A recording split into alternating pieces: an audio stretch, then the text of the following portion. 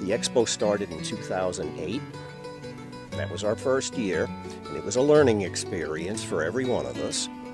But in succeeding years, it seemed to have gotten better and better, in spite of the weather some years. And it's just been great to see all these kids running around out here, just having a ball. And I don't think today's gloomy weather is going to dampen their spirit one bit. Yeah, I'd like to see it go on forever. The thing that I'm finding is that kids, their brothers and sisters, have spent here, so they are so revved up that they get to do it too. The benefit that I see is that it definitely educates the public and the children that are growing up and camping for the recreational side of it and the trails to respect their forest and understand that we, the people, are the people that damage it, you know. So when they're out there in the woods enjoying it, they suddenly go, oh yeah, I'm not supposed to do these things, and now I know why, and it all makes sense. And I look at this place as a wealth of information, because that's what it is. There's so many instruments here that I don't know what is. Some of them I've looked at and was able to identify and say, hey, that's a densitometer. I know what that is. Right. Yeah, and I've used them. So, but that was probably one of the first models that was put out. Amazing.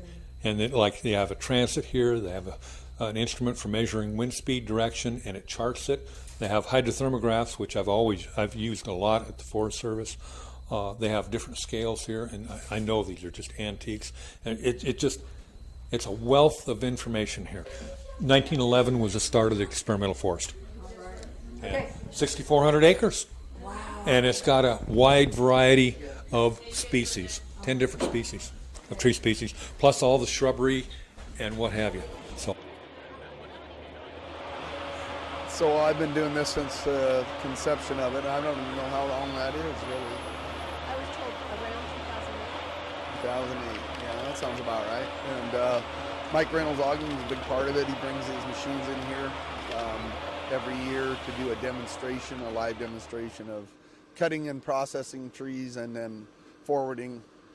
It's what we do pretty much every day, but it's real good for the kids to be able to see what goes on out in the woods and what responsible logging looks like. And it's been really cool for me too, because I get to see the different groups of kids come through and see the different interest levels, and yeah, it's a real fun thing to do.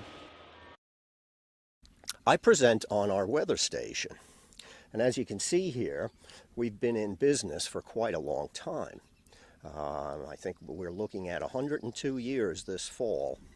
Valuable information, particularly for scientists now that are looking at climate and how climate change might affect the patterns of growth of the different species of trees that we have here.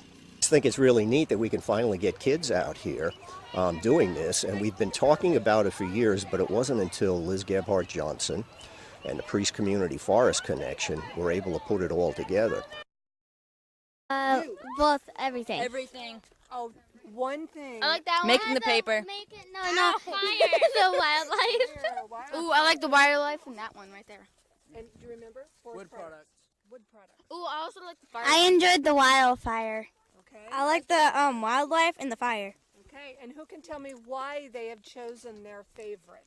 I know my favorite. I like the fire one because we got a cool Smokey the Bear scarf thing. Good. I like the fire one because it was fun and interesting. My favorite one had to be the wood products one because I learned how to identify it by the way it looks rather on the inside than the bark. My favorite would have to be lunch. Right, and that's one of the units that we go through is the forest products, trying to teach them that it isn't just lumber in your house, but it's everything from some places, rubber from the trees, or medicines. We talk about the Pacific yew and Taxol and that kind of stuff. So they get exposed to it. And my forestry classes aren't meant to be college level. They're more meant to be like a survey classes where the kids kind of survey all the different aspects of it, so that kind of gives them ideas about where to go in the future. That's one of the things that I enjoy about it is just with the different groups. You'll get certain kids that are really into it and others that aren't. And those ones that look at you and, the light bulb comes on a little bit, it's like, hey, that's worth it. Yeah, and it's fun. Every year I have a good time doing it. The Forestry Expo, we've been here. And what we try to do is give the kids a little idea of fire. And fire's not always bad, can be good. And just kind of giving them a little snippet of what we do in wildland fire and why we do it, and trying to teach them a little bit about the fire triangle and ways to put fires out.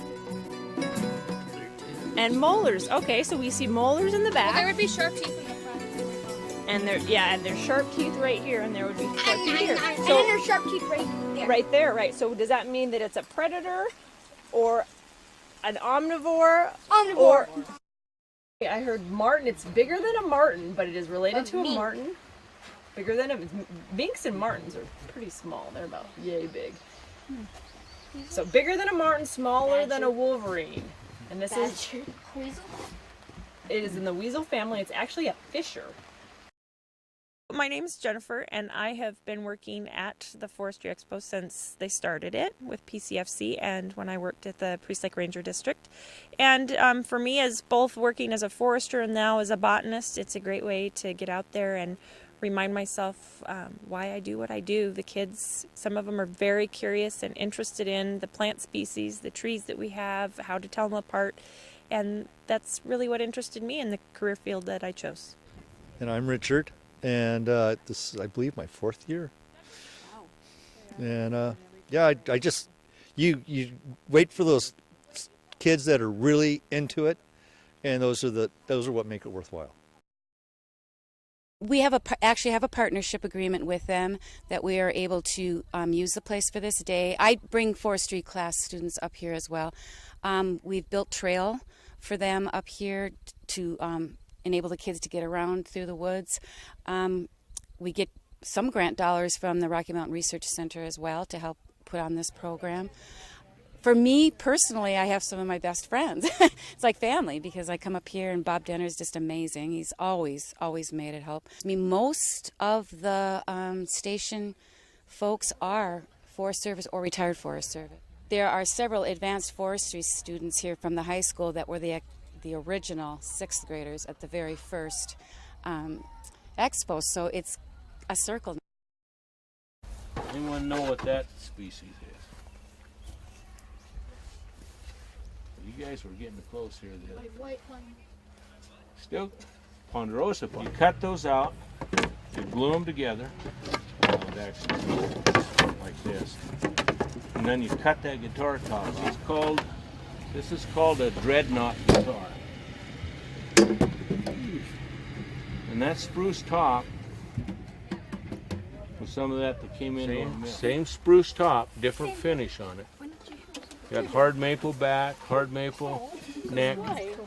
This is a Costa Rican hardwood that I happened to bring back when I was over here. How versatile wood is and how long it can last. And the value of it.